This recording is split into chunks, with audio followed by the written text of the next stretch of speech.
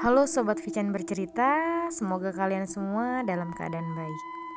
Terima kasih sudah meluangkan waktu untuk mendengarkan cerita di channel ini. Pendakian ini tidak dimulai dengan kejadian aneh. Semua terasa wajar, sampai satu hal kecil mulai terasa tidak masuk akal. Aku masih ingat betul hari itu. Kami berangkat pagi-pagi, cuaca cerah, jalur terlihat ramai, gak ada firasat apapun. Hari itu kami naik berempat, aku, Raka, Dimas, dan Bayu. Gunung ini bukan gunung asing buat kami. Beberapa kali sudah naik, makanya suasananya terlihat santai. Di base camp, petugas sempat mencatat nama kami satu persatu. Lalu dia nanya, "Berempat ya?" Kami jawab iya. Sebelum kami jalan, dia sempat bilang, "Nanti kalau turun pastikan tetap lengkap ya." Aku ingat kalimat itu jelas sekali. Bukan karena aneh, tapi karena diucapkannya pelan sambil menatap kami satu persatu. Waktu itu aku cuma senyum. Kupikir itu cuma basa-basi aja. Pendakian naik berjalan normal sampai pos 2. Kami ngobrol, bercanda, sesekali berhenti buat minum. Masuk pos 3, suasananya mulai berubah. Hutannya lebih rapat, udaranya pun terasa lebih lembab. Dan entah kenapa, langkah Bayu mulai sering tertinggal. Padahal fisiknya paling kuat di antara kami. Beberapa kali aku sempat nengok ke belakang, Bayu gak kelihatan. Begitu dipanggil, jawabannya ada, tapi datang dari arah yang bikin kami saling pandang. "Lo muter kemana sih?" tanya Raka. Bayu hanya ketawa. "Di sini kok." Padahal jelas arahnya bukan dari belakang kami.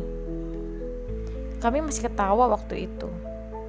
Masih nganggap semua ini cuma karena capek. Menjelang maghrib, kami memutuskan ngecamp di shelter. Kabut turun lebih cepat. Jarak pandang pendek. Api unggun nyala kecil, cuma cukup buat ngangetin tangan. Malam itu Bayu gak kelihatan di sekitar tenda. Dimas manggil namanya beberapa kali, tapi gak ada jawaban.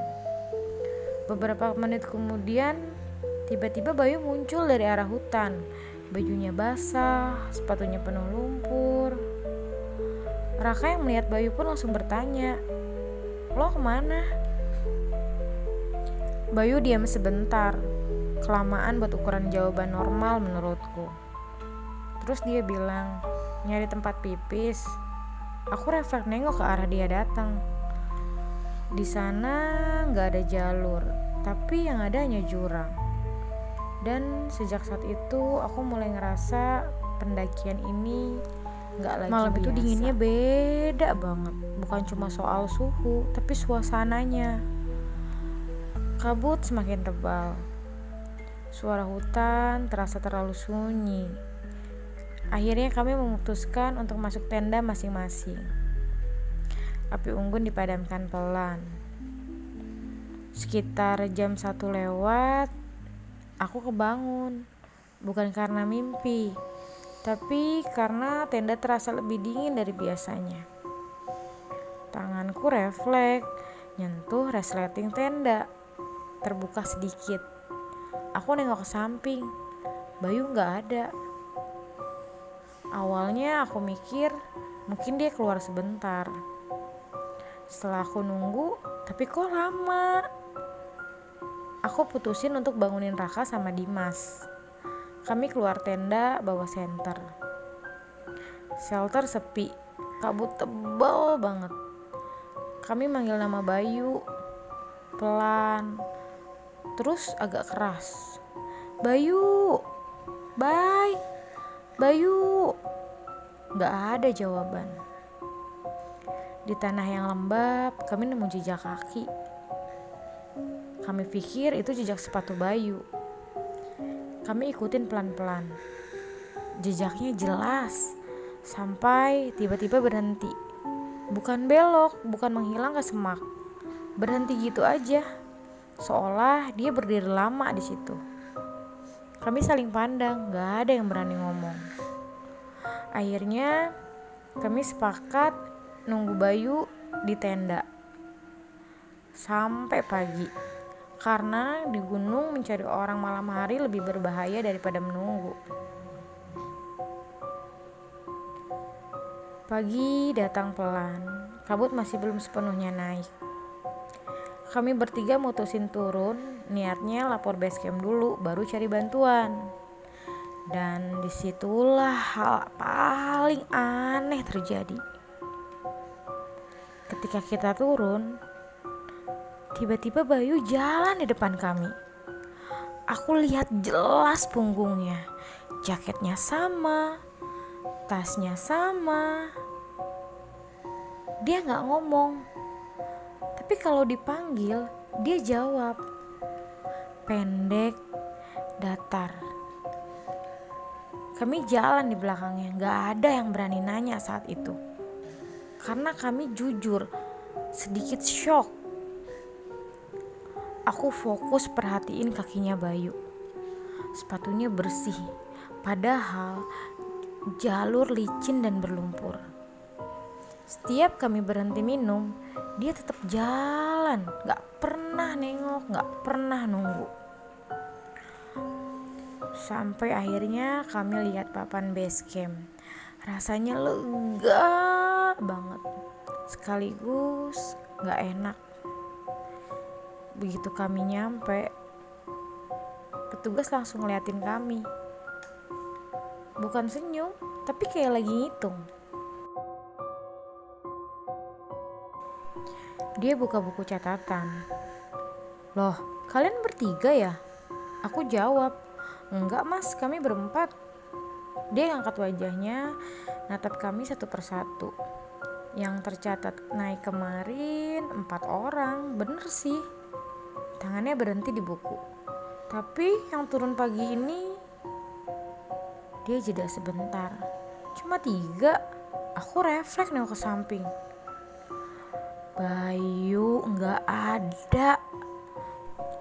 Padahal beberapa menit lalu aku lihat jelas dia jalan di depan. Kami bertiga bertatapan beberapa detik tanpa ngomong.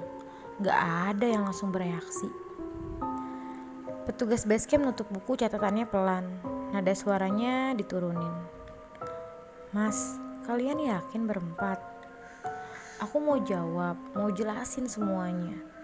Tapi entah kenapa kata-kata itu gak bisa keluar. Karena saat itu aku sendiri mulai ragu. Yang aku ingat jelas, Bayu ikut turun bersama kami. Aku lihat punggungnya, aku dengar jawabannya, bahkan aku jalan di belakangnya. Tapi di base camp, dia tidak pernah ada. Kami pun lapor kehilangan sesuai prosedur. Petugas langsung hubungin tim SAR. Pencarian dilakukan hari itu juga. Jalur yang kami lewati diperiksa ulang. Dan hasilnya membuat semuanya terasa makin berat.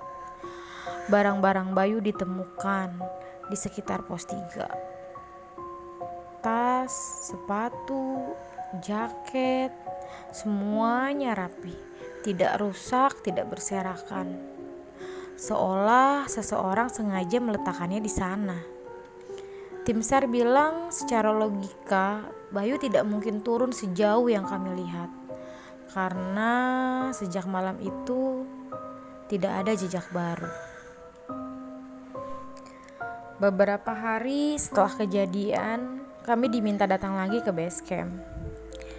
Petugas yang sama menyerahkan buku catatan pendakian. Dia buka halaman nama kami. 4 orang tercatat naik. Namun di kolom tanda tangan hanya ada 3 orang yang tanda tangan. Aku, Raka, dan Dimas. Satu baris kosong. Dan anehnya nama Bayu masih ada. Tidak dicoret, tidak dihapus. Seolah pendakiannya belum selesai. Sampai sekarang aku masih sering mimpi soal pendakian itu. Bukan mimpi dikejar, bukan mimpi jatuh. Aku cuma mimpi jalan turun gunung dan di depanku selalu ada satu orang. Berjalan pelan, tidak pernah menoleh. Sejak pendakian itu, aku tidak pernah naik gunung lagi. Bukan karena takut ketinggian, bukan karena trauma fisik, tapi karena aku belajar satu hal. Di gunung, yang hilang tidak selalu tertinggal. Kadang dia